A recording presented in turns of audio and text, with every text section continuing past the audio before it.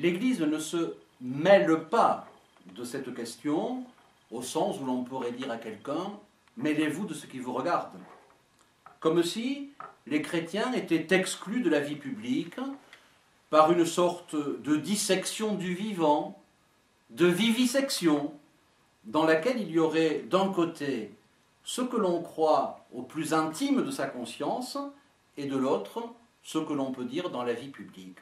C'est une très mauvaise conception de la laïcité. La laïcité, c'est la neutralité des pouvoirs publics face aux convictions religieuses. Ce n'est pas la neutralisation des convictions religieuses par les pouvoirs publics. L'État est laïque, mais la société civile, elle, ne l'est pas. Elle est composée de personnes qui ont des opinions, des convictions, et qui ont le droit de les exprimer dans la mesure où elles ne les imposent pas aux autres par l'intimidation ou la violence.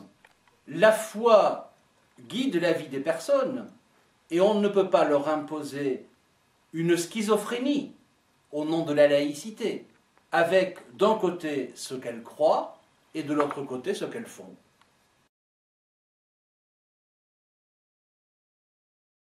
Nous vivons en démocratie et les chrétiens, comme tous les autres citoyens, ont le droit d'exprimer leurs idées, de les manifester, surtout sur un sujet qui concerne une profonde réforme de la société.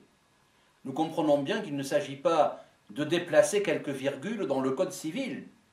Il s'agit de bouleverser, ou pour mieux dire, de détruire la cellule de base de la société qu'est la famille. Les chrétiens, comme tout citoyen, ont le droit et le devoir de prendre part à un débat sociétal de cette importance. L'Église a un deuxième titre à parler, c'est qu'elle bénéficie du recul que lui donne l'histoire d'un long compagnonnage avec l'humanité. Elle ne s'engage pas dans l'empressement d'une agitation législative ou médiatique. Elle parle au nom d'une anthropologie qui se déploie sur des siècles. Une décision prise aujourd'hui sur un sujet aussi important aura des conséquences anthropologiques qui se vérifieront dans les siècles à venir et dont les conséquences inéluctables s'imposeront à des gens qui n'auront rien demandé. L'Église est la seule institution qui bénéficie de ce regard multiséculaire.